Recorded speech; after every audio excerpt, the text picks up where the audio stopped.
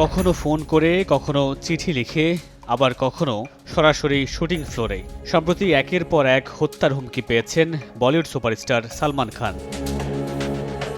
সিনেমার পর্দায় হিরো হলেও বাস্তব জীবনে সালমানকে ঘিরে তৈরি হয়েছে নিরাপত্তাহীনতার আশঙ্কা। বডিগার্ড থেকে বুলেট প্রুফ গাড়ি সবই আছে, এরপরও তার নিরাপত্তা নিয়ে চিন্তিত পরিবার। তাই তো ভাইজানের আসন্ন জন্মদিনে এবার বদলে গেল চিরচেনা পরিকল্পনা।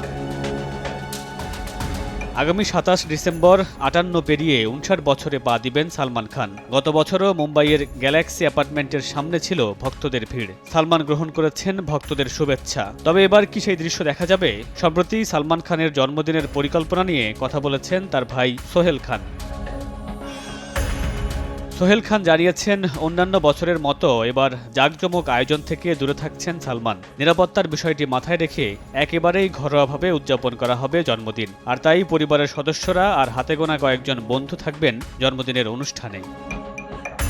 হরিণ হত্যা মামলায় নাম জড়ানোর পর থেকেই বিষ্ণুই গ্যাংয়ের নিশানায় সালমান খান। এরপর আতঙ্ক বাড়ে বাবা সিদ্দিকীর হত্যাকাণ্ডের পর থেকেই। একের পর এক প্রাণনাশের হুমকি পাওয়ায় সালমান খানের নিরাপত্তা নিয়ে উদ্বিগ্ন সালমান ভক্তরা। মামুনুর রশীদ পনেল, সময় সংবাদ।